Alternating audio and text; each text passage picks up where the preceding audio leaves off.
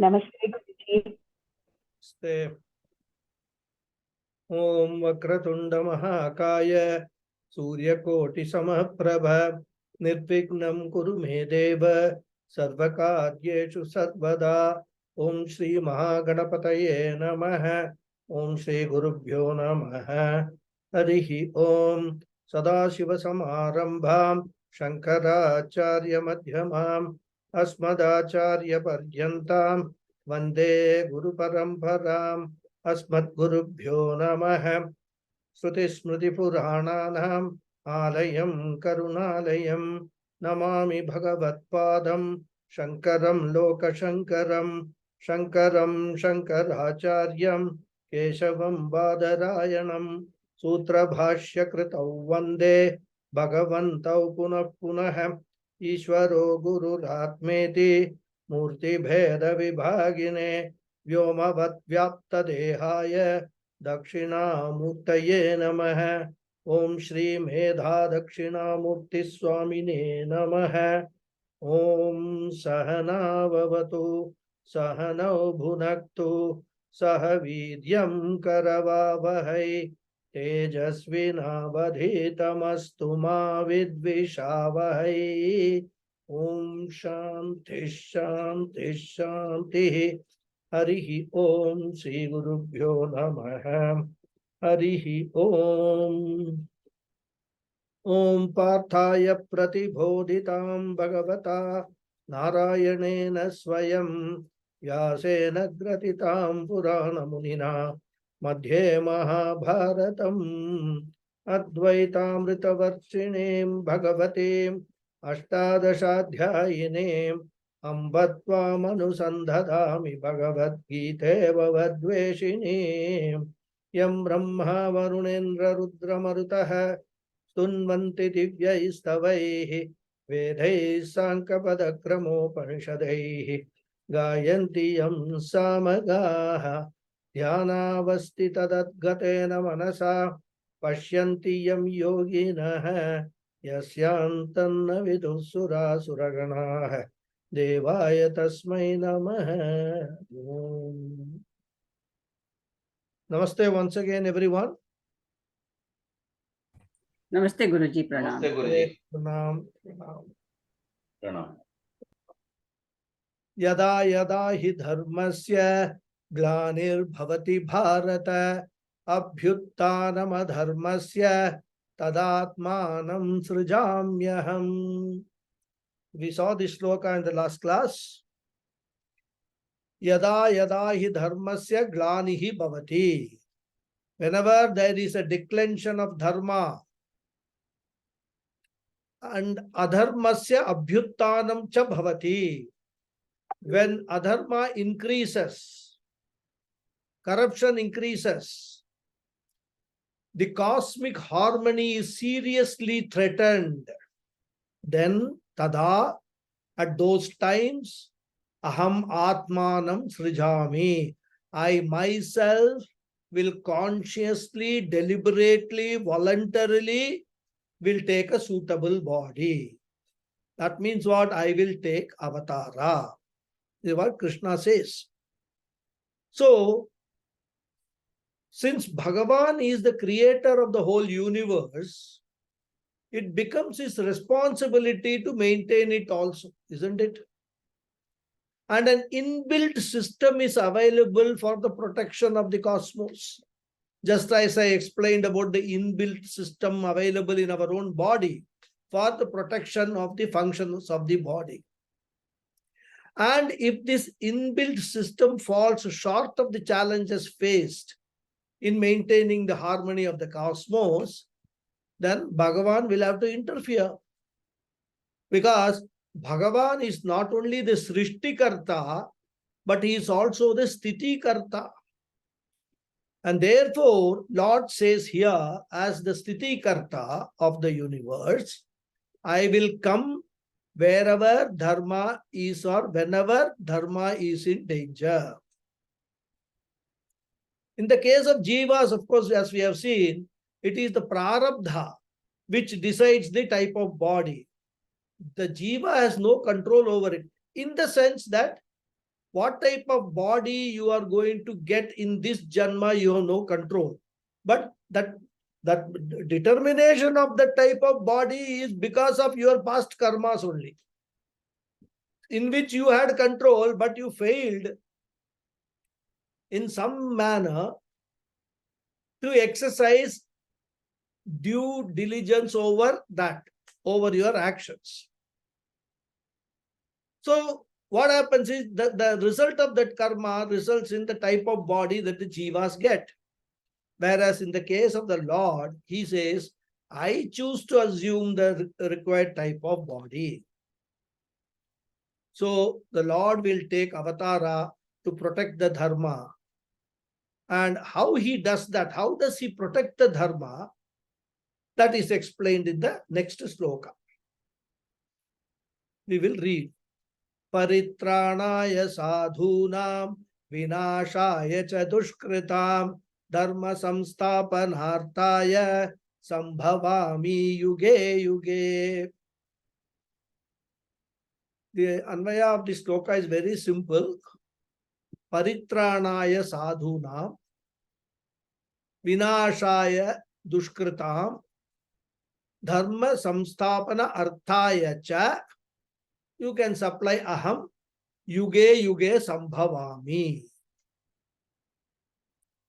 So paritranaya, for the protection of sadhunam. Sadhunam means the dharmic people, the righteous people who follow dharma. Vinashaya, for the destruction of dushkritam, the adharmic people, the unrighteous people.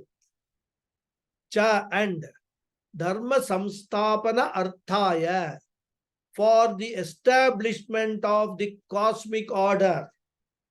I would put it as re-establishment of this cosmic order of righteousness. Yuge yuge, in every age, in every time period, whenever it is required, sambhavami, I am born, I take avatara. So for the protection of the dharmic people, for the destruction of the adharmic people, and for the establishment of dharma or righteousness, I am born, I take avatara in every age. So how will the Lord protect the dharma and how will the Lord destroy adharma? Here, very clearly, Bhagavan Krishna spells out how will he protect dharma. Paritranaya sadhuna. He says that dharma is protected by protecting the people who follow dharma. Dharmika purushasya rakshanena dharmaha rakshitaha bhavati. Otherwise, protection of dharma is a very nebulous concept. How will you define? Because, for example, if you want to protect science, what should you do? It is not by printing books that you protect and promote science. Instead, if you want to promote science, protect science, then there is only one way. And what is that? By promoting the scientists, by protecting the scientists, you promote science. Similarly, music. How do you promote music? How do you protect music? By helping the musicians. Because music does not exist independently of the musician. It always exists in people. Therefore, you can protect music by supporting the musicians. Another example, how do you protect Veda? Only by protecting those people who are studying the Veda. You have to promote and protect the Veda Patashalas. How do you protect Sanatana Dharma? By protecting the people who follow Sanatana Dharma, not by annihilating them or threatening to annihilate them. So, whoever wants to study the Veda, whoever practices Veda, he must be protected. Therefore, protection of Veda is by protecting Vaidika. Protection of science is by protecting the scientists. Protection of Dharma is by protecting the Dharmic people. That is what Krishna is presenting, that I will protect Dharma or re-establish Dharma by protecting the Dharmic people. Sadhunam paritranaya. I take avatara to support the Dharmic people. Similarly, how do you destroy adharma? Only by destroying the people who are the cause of adharma. Adharmika purushasya nashanena adharmasya nashaha bhavati. In our Shastra, there is a very beautiful expression. Shishta rakshanam dushta sikshanam. Must not interpolate. You should not say Shishta sikshanam dushta rakshanam. Not that. Shishta rakshanam dushta sikshanam. Dushta means adharmic people. Sikshanam means punishing.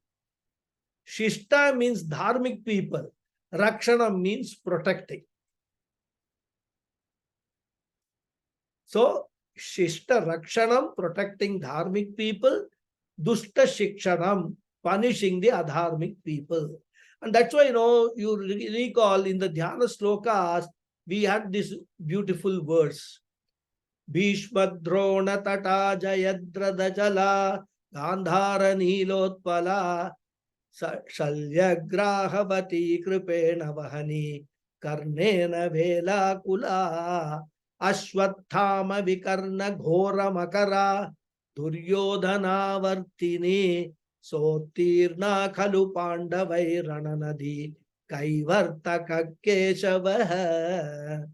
We have seen it in the Dhyana Sloka. Because when you look at the Mahabharata war, if you make a logical study of the comparative strengths, which also we did in the first chapter of the two armies, Duryodhana himself did that comparative study when he was talking to Dronacharya. And in terms of number, in fact, in all matters, Duryodhana's army was more powerful, both quantitatively and qualitatively. And not only they are powerful, they alone have got all kinds of tricks also. Fair, unfair tricks. In fact, unfair tricks more. Shakuni, Duryodhana know all kinds of mischief. Strength-wise, one Bhishma alone can destroy all the people. One Drona alone, as a guru, knows the weaknesses of the Pandavas. Because those days, when the children used to go to the Gurukulam, after spending the initial stage of their life with their parents, in fact, a major portion of their brahmacharyam life they spend with the Guru. So only a Guru will know the weaknesses of the Shishya, because while staying with the Guru in the Gurukulam, many times the Sishyas will confide in the Guru privately, many things, personal things they will share with the Guru. Therefore, more than the parents, Guru knows what the Sishya is. Therefore, Drona knows what the weaknesses of every Pandava.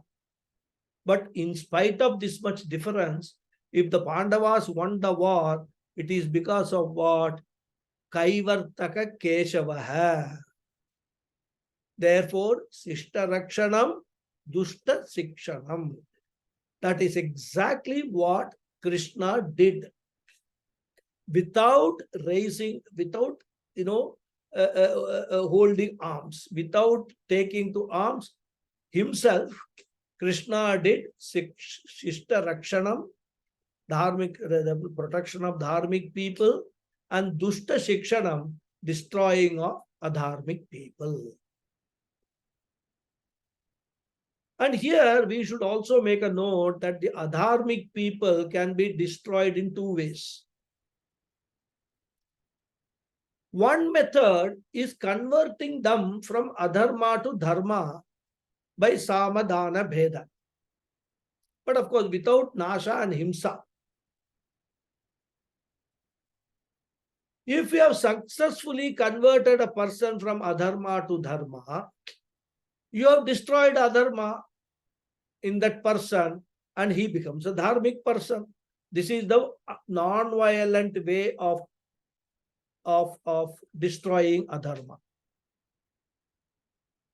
And in the case of Mahabharata also, Bhagavan tries that first. He does not tell Arjuna that let us start fighting and you chop off their heads. He doesn't say that. In fact, he himself goes as an emissary of the Pandavas to Duryodhana. He gives Duryodhana sufficient opportunity and time to change. He gives them a chance. He gives Duryodhana a chance. He makes such an attractive offer to Duryodhana, which only a fool like Duryodhana would have resisted. And he could have prevented this entire bloodshed. Krishna tried to work out a compromise. When, as per the condition, when Duryodhana sent the Pandavas for 14 or 12 years of Vanavasa, the condition was that last 1 year should be spent in Ajnatavasa, and when they come back, their kingdom will be returned to them. This was the condition. They did everything successfully. When they came back, Duryodhana refused to hand back the kingdom. That was the adharmic action which needed to be punished. Coveting somebody else's property, as we have seen, Yama Niyama. Coveting somebody else's property is adharmic action. It's adharma. So when Duryodhana refused, he became an adharmic person. Forget all the other adharmas which he had done earlier. That was the last and the biggest adharma Duryodhana did, which deserved his destruction. But still, Krishna tried samadhana bheda.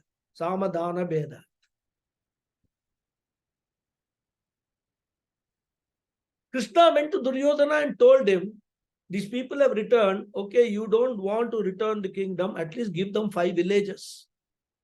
He said, I will not give.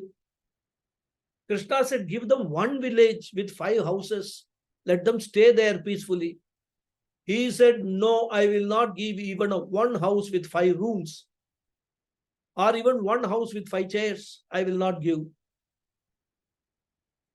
And this went on, and finally Duryodhana said, Krishna, you are wasting your time. I will not give the Pandavas even 1 pinhead of space.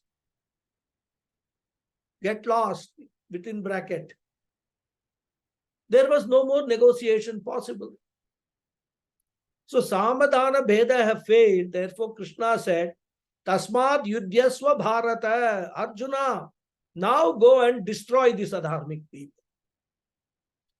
So one way of destruction of adharma is first to try peaceful means, non-violent means. Destruction does not mean you just go and kill all the adharmic people. Because human mind, human intellect, human behavior, human character is such that if the person has got sufficient reasoning capability, he will listen to reason. More often than not, even when our children do wrong things and then we advise them, more often than not we find that they correct themselves. So this is one way we can destroy adharma, by converting the adharmika people into dharmika people, by teaching them what is right. But if that doesn't work, then what's the option left? Dushkritam vinashaya. you have to destroy them. You can't do anything. Because adharmic people are like this, what they call the white ants. White ants, if they get into your house, from inside they will finish off that house. Even the whole building may fall. Eat it away. Only one way, you have to destroy the white ants. Make sure that they don't come again. That's why they do all sorts of what they do. Some people, I'm forgetting. Pest control. Pest control. Pest control. They do pest control. So duskritam vinashaya. And says dharma samsthapanarthaya, for re-establishing dharma.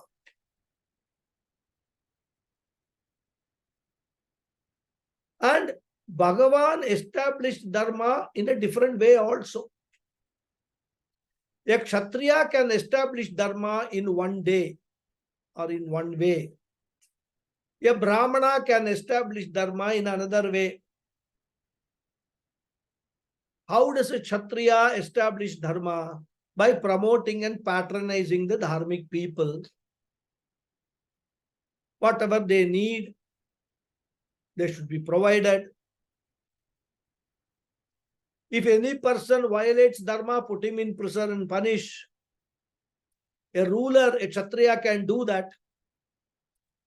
This is one method of sustaining dharma. Promote the dharmic people, punish the adharmic people. That is the Kshatriya method of establishing dharma. A Brahmana cannot promote dharmic people because Brahmana has got no means to promote anybody, support anybody.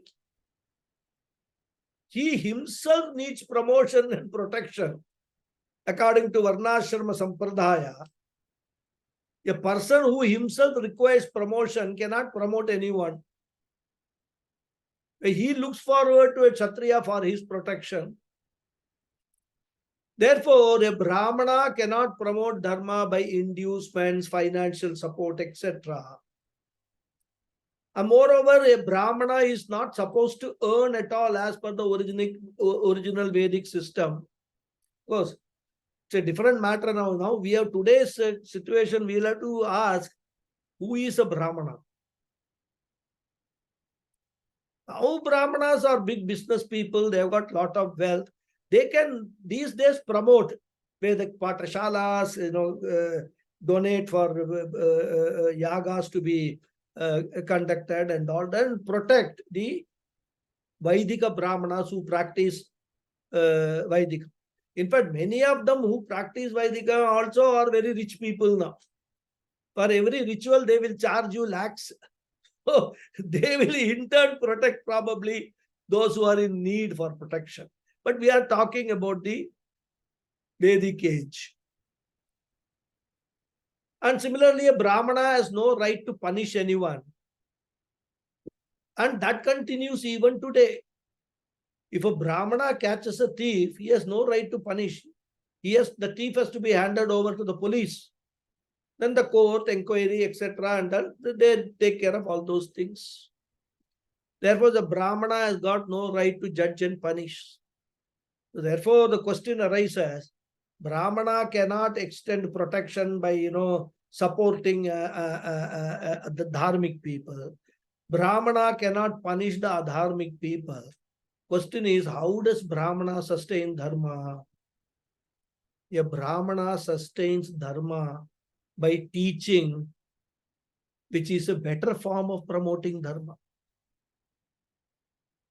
Because by punishment, you can never promote dharma permanently.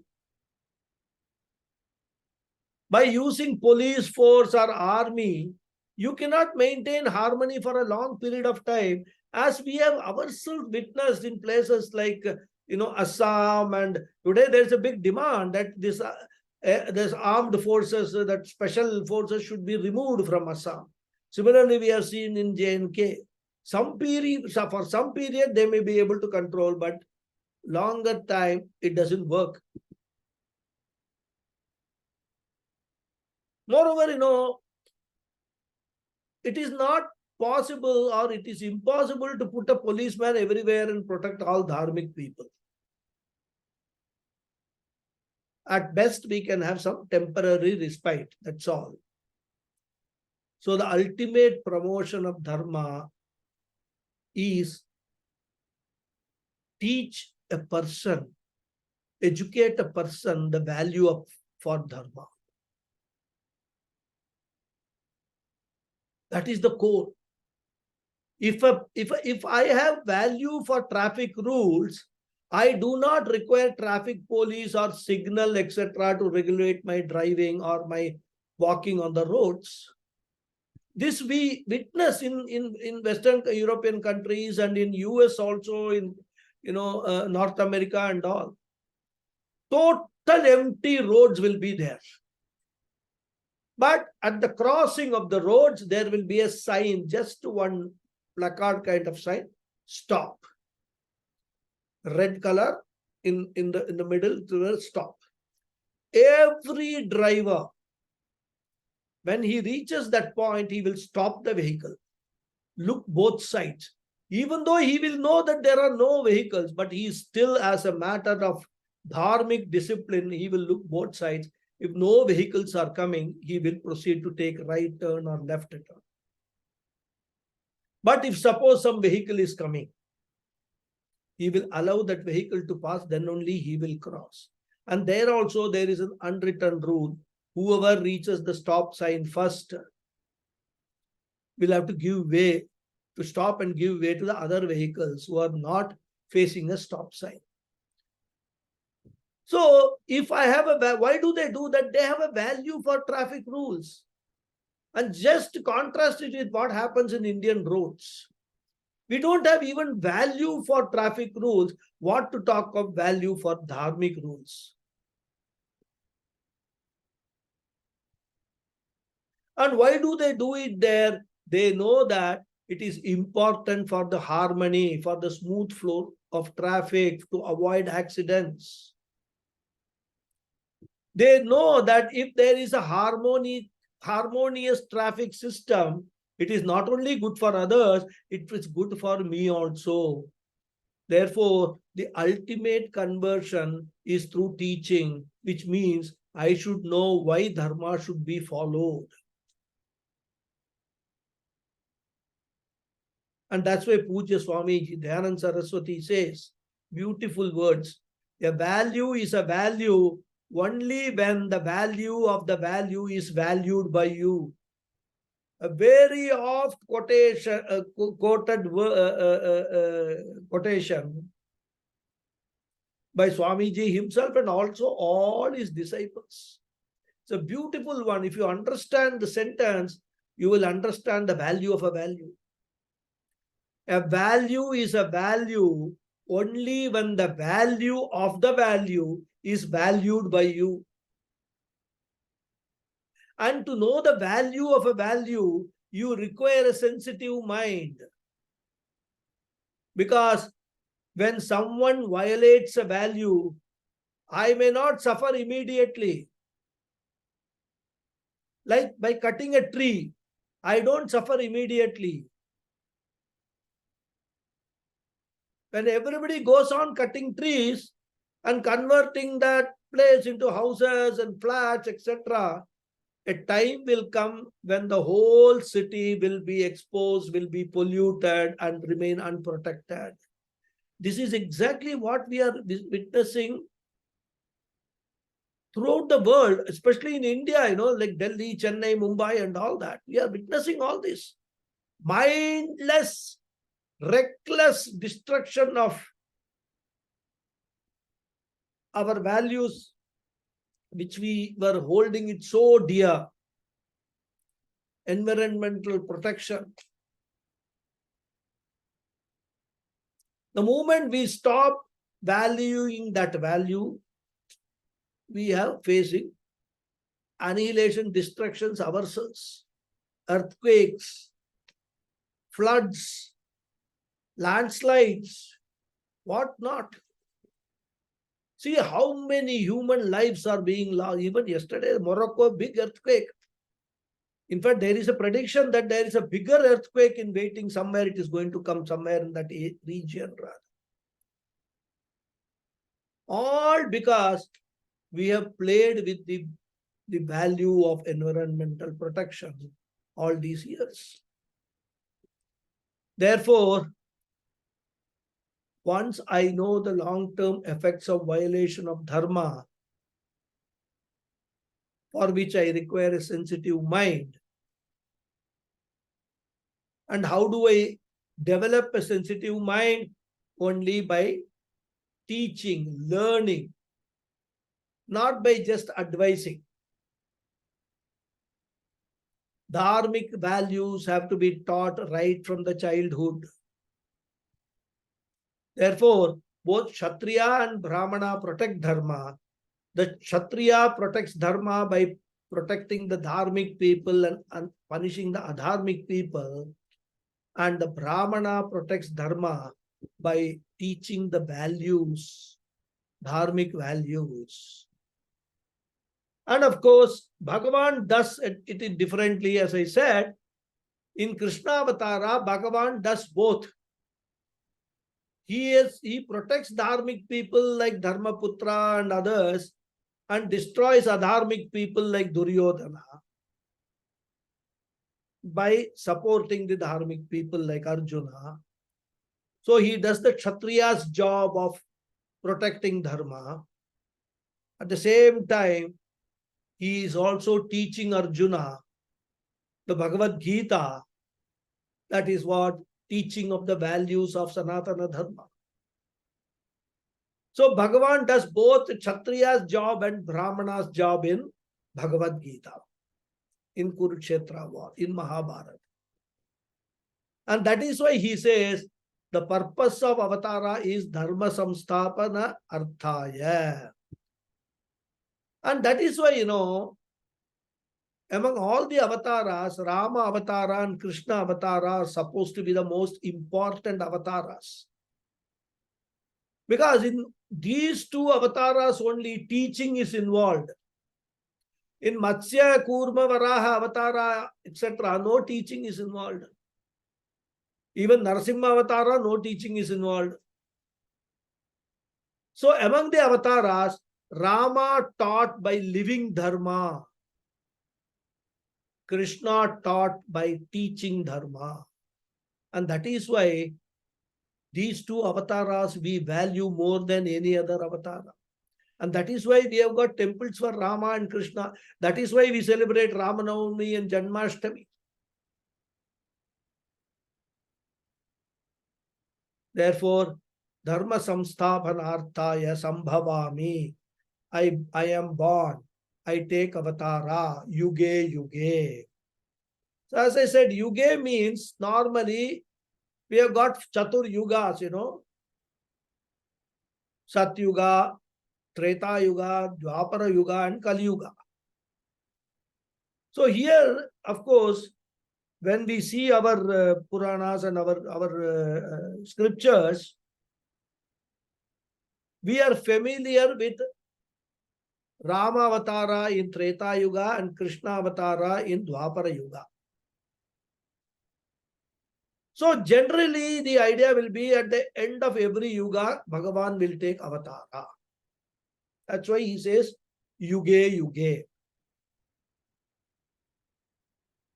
But here, while understanding the sloka, we can extend the meaning of this word Yuge, Yuge, because Yuga marks a certain period, certain time period.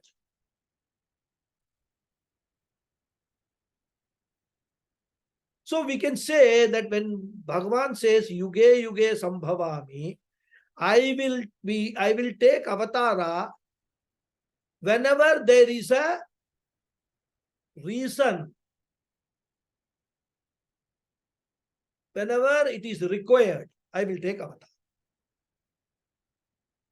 So if in one yuga it is required 10 times he will take avatara. In another yuga, avatara may not be required at all. Because in Satyuga, which preceded this Dwapara, Krishna Avatara and Rama.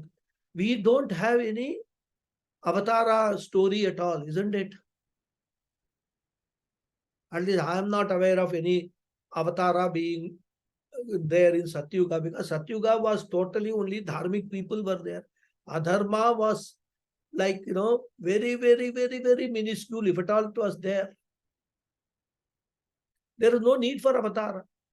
The problem started with Treta Yuga, when Ravana came and all those things happened. Adharma started raising its head. Then Avatara was required. The situation became worse in Dwapara Yuga. Because if you see, whenever we talk of increase in adharma, we can always correlate it with the status of women in the society. In Satyuga, the women were so powerful, so pure, so chaste, that we have the story of Sati Savitri, who even defeated Yamadharma Raja and regained the life of Satyavan. That was the status of women in Satyuga. Therefore, if you want to know one parameter to know whether adharma is increasing in a particular time period, study the status of women in that place. Now we come to the Treta Yuga. Sita was still a very pious woman, a very powerful woman. She was like Savitri, she was also a very great woman. But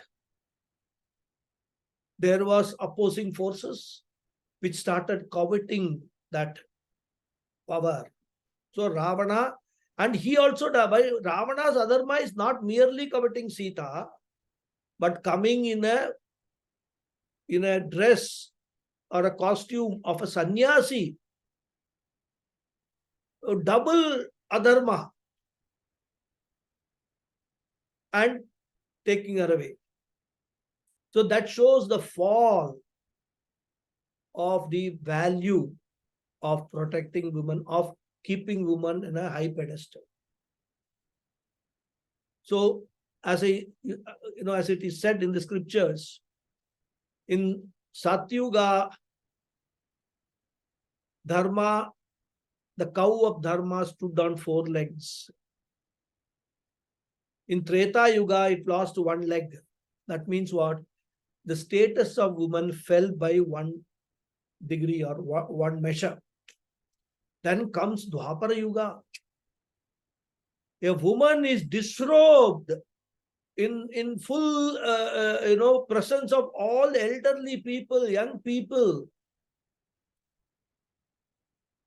Nobody to protect her. Nobody raises even a finger against that. Eventually, Bhagavan Krishna had to come and protect that Draupadi. So, the status of woman has gone down further.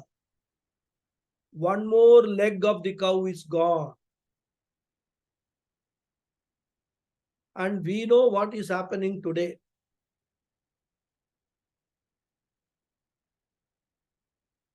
With respect to the status of women. So, this also is another indication we can say, Yuge means, and that's why in Kali Yuga, Bhagavan has said that he will take avatara, assume a body which is required under the circumstances. Now, whenever we say assume a body, being human beings, our mind goes only to a human type of a body. And that's what has happened Krishna Avatara and Rama Avatara. But that need not necessarily be. Because Bhagavan is Vishwarupa. Any cosmic force is body of Bhagavan.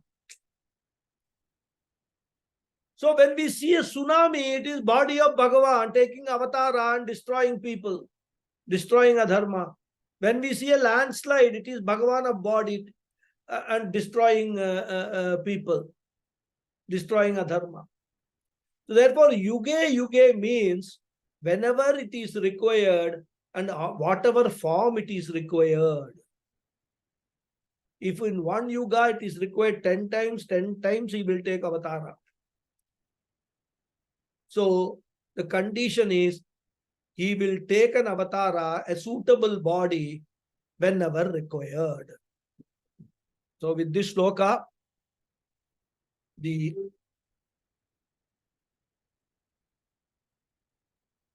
shloka topic of avatara is over. So 8 shlokas we have finished. This is a side topic which Krishna started the 4th chapter with. Now he goes back to the what 4th chapter is meant to be, Jnana Yoga, elaboration of Jnana Yoga. So from the 9th sloka he starts. We'll read the sloka. Janma karma cha me devyam evam yo veti tatvatah tyaktva deham punar janma naiti mameti sorjuna. Anvaya is, hey Arjuna, saha yaha evam tatvatah veti me divyam janma karma cha na yeti punah janma tyaktva deham etima. The first secret or the first use of Jnana Yoga he reveals here. So meaning we will see, hey Arjuna, O Arjuna, saha yaha evam tatvatah veti, who thus really knows, me divyam, my divine, janma karma cha, karma and action, na eti, does not take, punaha janma, another birth, tyaktva deham, after giving up the body, etima, he attains me. So here, Bhagavan Krishna is speaking to Arjuna as what? In his Swarupa, as Brahman, as pure consciousness. We must not interpret this sloka that Bhagavan Krishna, friend of Arjuna, is speaking.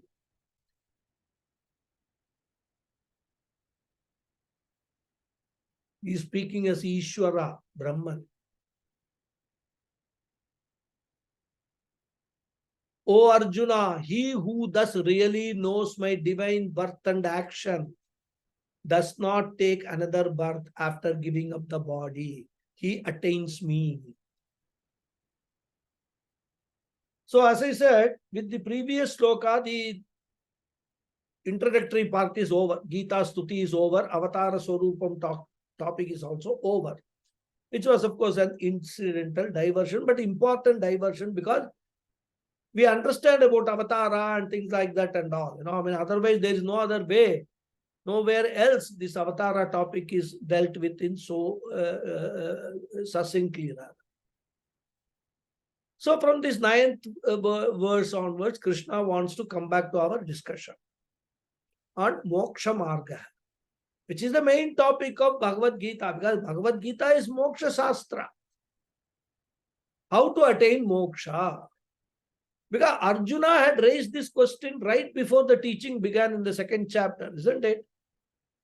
Remember the Arjuna's request or Arjuna's pleading, Karpanya doshopahata swabhavah prichami tvam dharma sammuda chetah yat shreyasyan syat nishchitam bruhitan me shishyasteham sadhimam tvam prapannam yat shreyah syat nishchitam bruhitan me.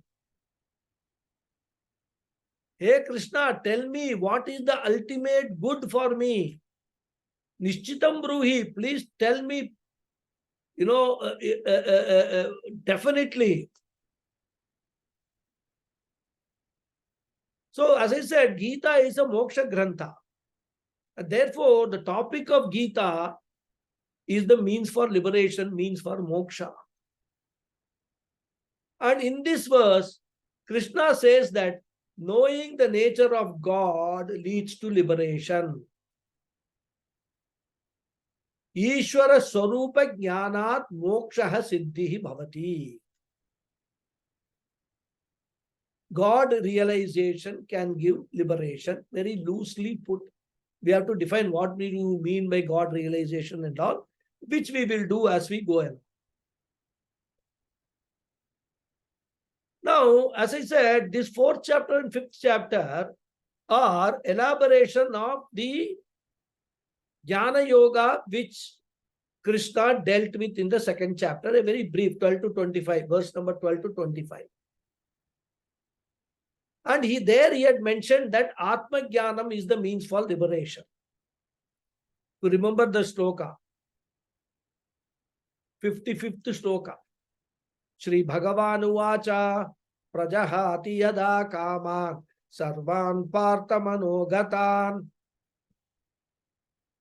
Atmanyevatmana Tushtaha Stita Prajnastadochyate. So, Atma Jnanam, self-realization, was presented as the means for liberation in the 2nd chapter. Here in this verse, Krishna says God realization is the means for liberation. Now we will ask the question. Tell me, Nishchitam Bruhi, Nishchitam Bruhi me, which is the one which really leads to liberation? Is it self-realization or God realization? Or is there an option to choose one of them? Are there 2 paths, 2 margas? All these questions will come. Scriptures emphatically, Upanishads emphatically pronounce that there is only one marga for moksha. But here Krishna seems to suggest otherwise. So how to reconcile these positions? Now, because Upanishads say there is only one marga for moksha, and that's the most authentic statement, being the Shruti Pramana. Bhagavad Gita is only Smriti, one level down. We cannot ignore the Shruti Pramana, so we have to take it.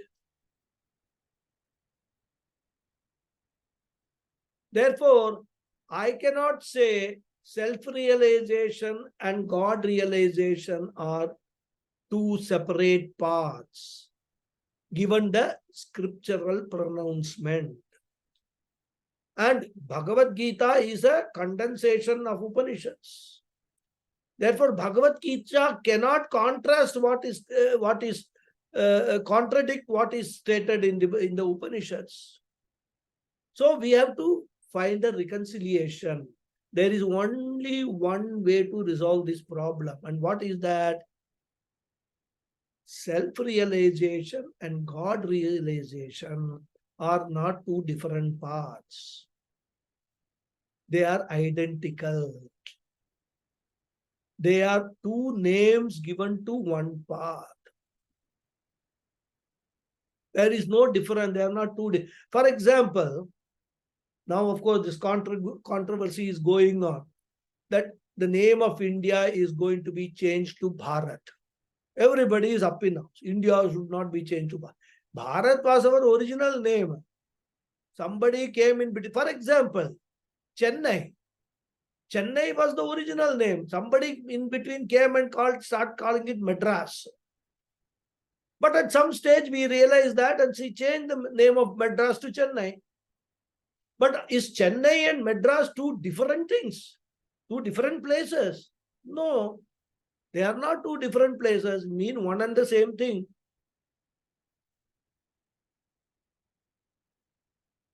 To give you a Vedantic example, Let us consider wave realization and ocean realization. When a wave knows its true nature, what is the realization of the wave? The true nature of the wave is water. Therefore, when we say wave realization, is realizing the true nature of the wave, which is water. Okay. Then what is ocean realization? It is again knowing the true nature of the ocean, which is also water. Therefore, whether you talk about the true nature of the wave or whether you talk about the true nature of the ocean, the true nature of both is one and one alone, which is water. So whether you analyze a wave or whether you analyze an ocean, there is only one central truth, that is water. Similarly, when you realize your true nature, that is the self, or whether you realize the true nature of God, you arrive at one Satchidananda Swarupa only. If a person says, I know God, but not the self, another person says, I know the self, but not the God, what does it mean? It means both of them neither knows the self nor knows the God, because there is no difference between the two. In Saddarshana, a well-known work by Ramana Maharshi, there is a shloka, beautiful shloka.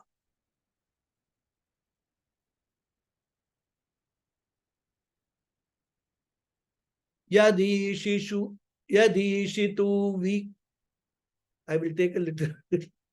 These shlokas I don't practice, I'm not very used to reading, and these are all little tongue twister shlokas. Yadi ishituhu vikshanamikshitaram avikshya tanmanasikekshanam syat nad drashturanyah paramahi tasya viksha swamule praviliya nishtha. I have just done the padacheda, it will become easier rather.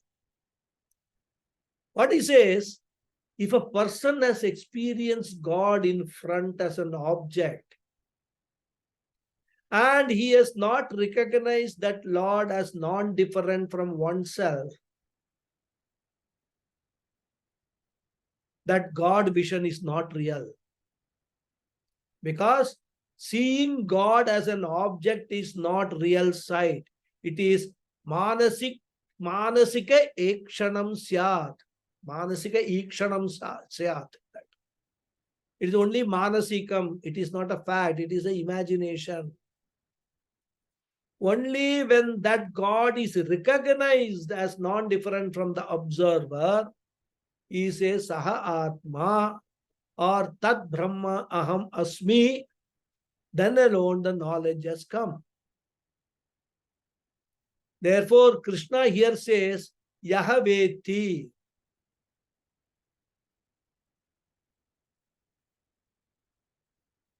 Suppose a person knows or realizes, may Janma, understand the true nature of my avatara. And what is the true nature of the avatara? Krishna Shariram is not the real Krishna, because Krishna Shariram is subject to arrival and departure. Then what is real Krishna? We saw in the verse number 6, Ajopi Sannavyayatma Bhutanam Ishwaropi San. Real Krishna is Ajaha, birthless, Avyaya Atma, deathless. Real Krishna is free from birth and death, whereas Krishna Shariram is subject to arrival and departure. Therefore, the real Krishna is not the Shariram, but the Krishna Paramatma behind the body.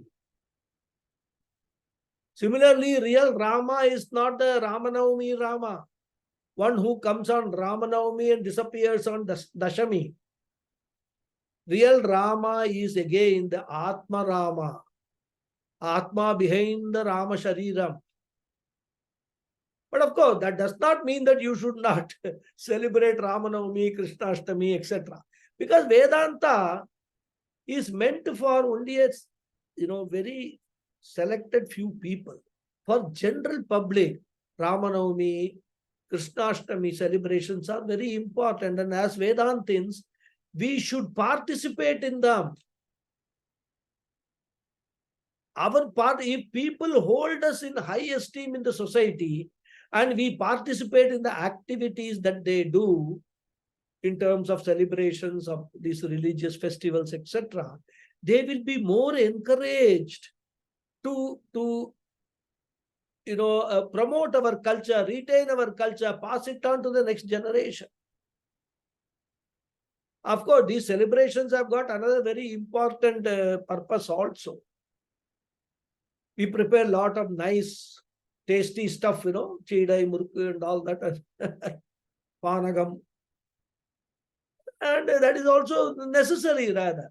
Whenever we have nice food, it gives us a sort of satisfaction, a sense of happiness, isn't it? So we can celebrate Ramanavami and Krishnashtami. We need not become very Vedantic. Oh, this is all celebrating the Shariram. Shariram is all false, it's all mithya. You need not get into all that. If you have that knowledge, if you have that understanding, keep it to yourself.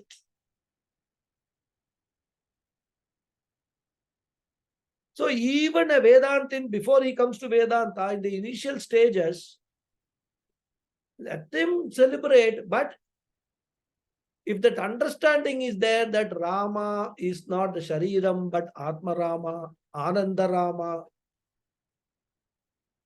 There's a bhajan also, isn't it? Atma Rama. I don't know the bhajan myself much, but I know the two words. Atma Rama, Ananda Rama, Ananda Ramana. Correct. Sachidananda. That Sachidananda comes there. So if you know Rama as Sachidananda Swarupa, similarly, when a person knows the real Krishna and also Divyam Karma, his divine action, when one knows the Bhagavan's sports or Leelas as Paritranaya Sadhunam Vinashaya cha Dushkritam, when one really understands the Lord Tattvataha in its true nature, what will happen to him? He says, Tyaktva deham punarjanma naiti na eti mameti. That person does not take a body again after Maranam, which means he will attain liberation. So the knowledge of the real Krishna, the Sachidananda Swarupa Krishna, will lead to liberation. And that's why, Swami Paramathananda very beautifully brings in Bhagavatam also here. When you read Bhagavatam, you will find that the gopis initially worshipped Krishna as a person, a cowherd boy, as a beautiful person. And their attraction is to Krishna's Shariram. They sing praises of Krishna's Shariram. Adharam madhuram vadhanam madhuram nayanam madhuram hasitam madhuram hridayam madhuram gamanam madhuram madhuradipate akhilam madhuram. This is how the gopis praise. Of course, I have not said it, the tune. I don't know the tune much. That's all wonderful. That bhakti is required. But later on, the same Gopika sing, Na khalu gopika nandanaha bhavan akila dehanam antaratma drik. They say, Krishna, now we know who really you are. You are not the son of Gopika Nandana. Na khalu gopika nandanaha bhavan. You are not the son of Yashoda Nandana, Nandagopala. Who is the real Krishna? Akhila Dehinam Antaratma Drik. You are the inner consciousness behind all bodies. And why have you taken this body? They say, Vikanasartitaha Vishwaguptaye Sakha Udeyivan Satvatam Kule. Because Lord Brahma prayed for you to come and protect the universe, you have now appeared in Satvata dynasty, Satvatam Kule. Because the devotees wanted, you have just temporarily taken a Mayika Shariram for blessing the world. But we know that the Shariram is not your real nature. This knowledge is called Tattva Jnanam. And one who has got this Tattva Jnanam, he will attain liberation. And what is that liberation? We will see, continue in the next class. Okay. Stop here. It's time now. Om Purnamada Purnamidham Purnat Purnamudachyate Purnasya Purnamadhaya Purnameva Vasishyate. Om Shanti Shanti Shanti. Harihi Om Sri Gurubhyo Namaha. Harihi Om. Dhanyavada everybody. Thank you very much. धन्यवाद Raghuji. Thank you, Guruji. Thank you. Thank you, Dhanyawada, Guruji. Hari Om. Thank you. Guruji, thank you very much. Thank you. Guruji. Yes. Krishna has been there throughout the Mahabharata. Hmm. How can he say when adharma increases, I'll be born to protect dharma? That means he had been watching the adharma progressing. He could have stopped it en route. When it goes beyond a particular stage only. Because Krishna has taken avatara knowing fully well, because he says, I know everything about my birth or my avatara, correct? He not only knows what is past, he knows what is present, he knows what is future also. He will intervene only at the time that it is required. For example, now we have got this cataract thing, correct? Correct. You have got some problem with your eyesight. You go to a doctor, the eye specialist. He will test your eyes. He will say, no, this time is not right to do the Right. Correct. Go back and come back when that cataract actually becomes more mature or ripens. Then we can remove it. Correct? Similarly, adharma also will be there. But, I mean, for example, you take Kali Yuga. 5,000 years, 5,000 odd years, Kali Yuga has started. Just to see in 5,000 years, because that's very near history for us. True. We had Mahans like Ramanujacharya, Shankaracharya, Madhvacharya, then Buddha, all born in that first 1,000 years or so. Right? So, whatever dharma was left in the previous yuga, carried forward to Kali Yuga, still it was functioning in a dharmic way. But then what happens? Slowly, adharma overtakes this dharma. Similarly, there also, in Dwapara Yuga also, Mahabharata war was fought in 18 days. Towards the end of Dwapara Yuga. Correct? So, even as Avatara, Krishna has got a hope. And that's why he goes and tries to put some sense into Duryodhana even before the war. So it does not mean that, Krishna will say, okay, you are now good for nothing, I will cut your head. He is not going to say that. That is not the way Avatara behaves.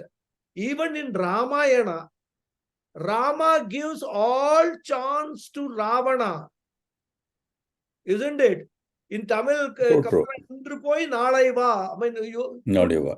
you go and come back tomorrow. Think about it. he does not immediately go and attack Ravana. He sends Hanuman as an emissary, says, send me Gita, this Sita back. The matter is over. So all these avatars also, they first try all methods in order to convert an adharmic person to a dharmic person. But when that dharmic person, using his own free will,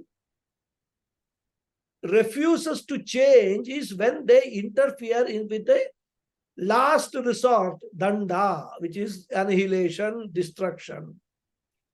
So Mahabharata war, he was there, correct? But that was what? The war was only 18 days. The problem started much earlier. Even when earlier also, when the adharma was given, was practiced on Draupadi, it was Krishna only who came and saved. At that time also, he felt that these people should be given a chance to change themselves. So it's not a a black and white process kind of a thing. Okay. So it develops. Finally, when it comes to a stage when nothing else can be done, but take the case of amputate. For example, there is a diabetic patient, or even our teeth. I've many dentists, you go with some tooth ache and all that, they will test, and you say you remove the teeth. They say, no, this teeth is good enough. Let us first try to save the teeth. Right? We will see. If it doesn't work, then I will extract it. Because let us try to treat the infection and let us try to do root canal and all that, right? Let the teeth be there, even though there may not be a root, but still we will do something, because nobody wants to completely destroy or remove what is given by nature. So even avatars is the same thing.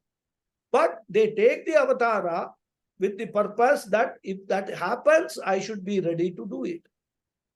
In Kali Yuga also, we don't know whether there is a Krishna, Rama, or Kalki, as they say, is the avatara. Already they are existing amongst us, watching everything.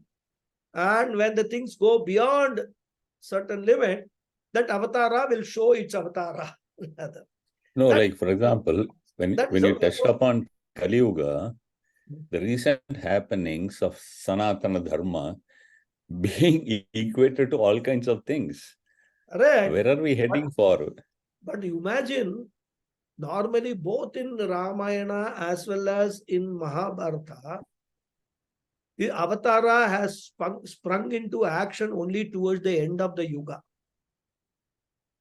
Correct?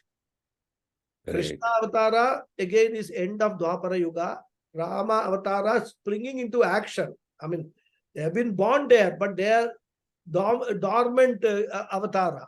Spring into action, like Ravana Yuddha took place only towards the end of the Treta Yuga. Right? So here also in Kali Yuga also, the avatara, if it is already there, or whether it is going to be, born, it will show its true power only towards the end of this Kali Yuga. Until that time, this adharma will keep on increasing. Today, for us, all this Sanatana Dharma controversy looks like a very big problem.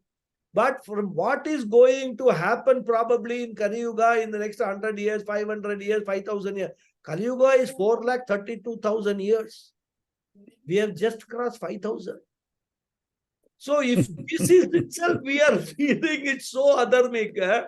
Imagine what all kind of adharmas are going to come into Kali Yuga, which will eventually completely, probably the solution there will be, Krishna will say, or Krishna or whoever the avatara will say, I can't do anything about it, completely unmanifest this world. Let it go back, pralaya, let it go back to its seed form. That's it. Because when I was in Kanpur, long back, when I was in the bank, that place was so horrible. Nothing is proper there. So I used to tell people the only way to change things there is you completely destroy the whole city and Destroy, otherwise you rebuild. cannot do any patchwork there. It is so horrible. Roads and nallas and things that nothing is planned.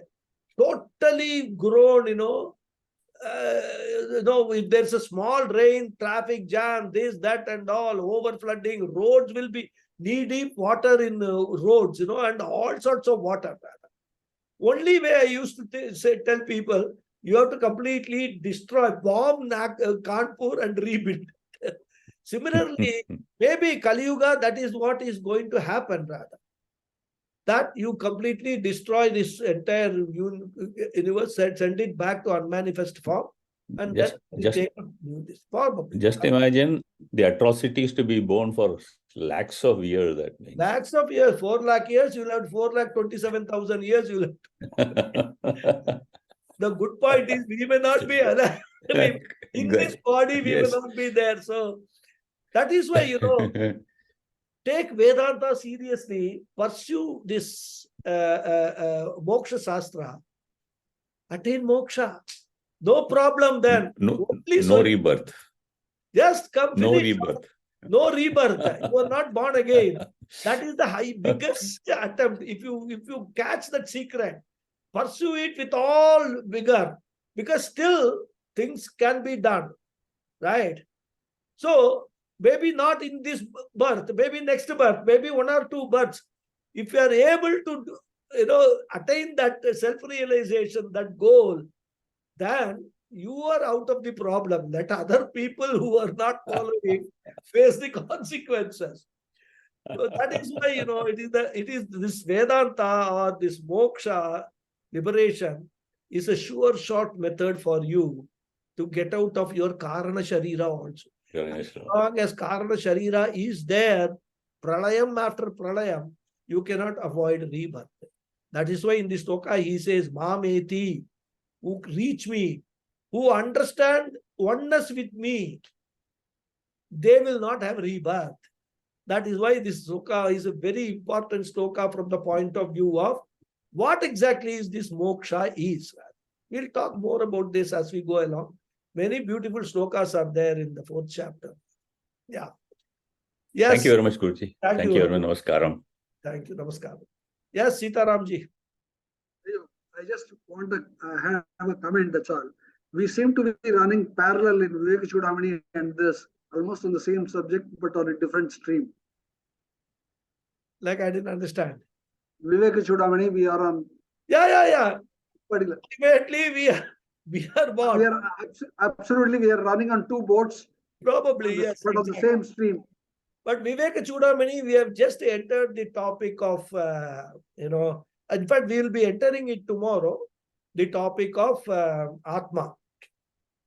Till now, we have been talking about Anatma only in Viveka Chudamani. Correct? The last one was, what is cause of Anatma is the answer is giving. Next, that is the 6th question or 5th question. I don't remember. Then now we'll come to Atma, which we'll start tomorrow. So the appreciation of Bhagavad Gita is better when you listen to Viveka Chudamani, and when you listen to Bhagavad Gita, appreciation of Viveka Chudamani is better. You are able to understand both the subjects. Exactly, because it complements each other rather. Yes. Viveka Chudamani and Bhagavad Gita, they complement each other. But then we have not talked about Karma Yoga and all in so much detail in Viveka Chudamani. There, the whole thing is a little oriented. What is Anatma? Anatma, we talked about Stula Shariram, Sukma Shariram, Karana Shariram, etc. Another aspect, ultimately everything is knowledge of Vedanta only rather. It's all knowledge which is required for us to come to the final stage of what is moksha is all about. But you are right. I mean, they are all the 2 sides of the same coin kind of a thing, It goes parallelly only. You go to Upanishads, it will also go parallelly only rather. But it's a good thing because it reinforces the knowledge gained in one text with that knowledge gained in other text. That is something. You're right. Okay. Yes, Anjali ji, what's your question? Yeah, Namaste Guruji. I have two things to ask. First thing is maybe may sound out of box, you can see. Out of the 9 avatars, I know in detail about the Rama Avatara, Krishna Avatara, and little about Vamana Avatara, Parshurama Avatara, and Buddha Avatara. Remaining avatars like Matsya Avatara, Kurma Avatara, and Varaha Avatara, which yuga they appeared and what was the purpose? That I am not having knowledge. You have to study the Puranas for that. Puranas, okay. We have, if you ask me, I will have to study and then only tell you the other. Okay. See, those avatars are not really relevant for Vedanta. Okay, so they are all actually speaking subject matter of primary school. We are now in high school, trying to go to BA, BSc, all that. Yeah. After that, MSc, MA, MSc, then after PhD. So those avatara subjects and all that, good for entertainment, but they are not in any way helpful for us to understand. So Rama, Krishna, Avatara, it is the nearest. We have got a big texts, Rama, Ramayana and Mahabharata. So that is more relevant to understand what is Avatara, what purpose of Avatara, and here it talks about specifically purpose of Avatara, isn't it? In this book. So that is what is relevant for us. That if we want to learn, there are thousands of things to learn, but what is the use of learning? That is. But if you're interested, you can go to Wikipedia and say Kurma Avatara. It will give you some full details of what Kurma Avatara, purpose of Kurma Avatara, when Kurma Avatara happened and all that. For information, you can spend your time.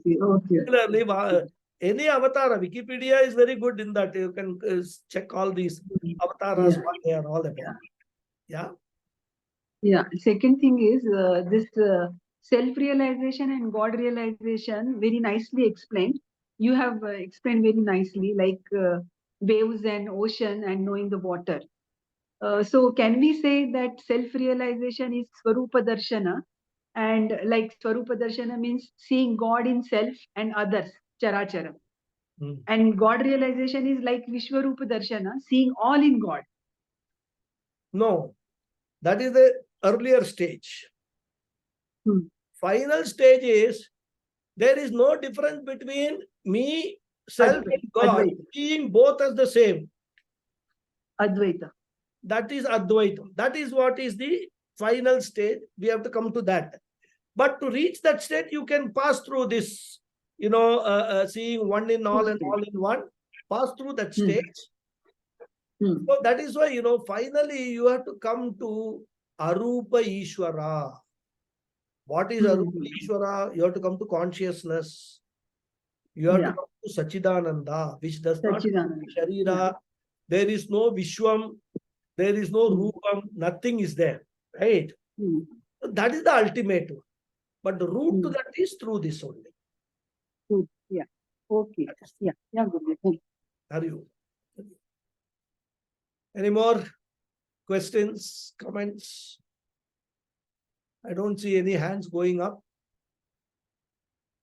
So if there are nothing, I will close the session and continue next week. Okay. Hari Om, everybody. Thank you very much. Thank you. Pranam. Hari Om, Guruji. Thank you, Guruji. Hari Om. Hari Om. Thank you. Thank you, Guruji. Thank you.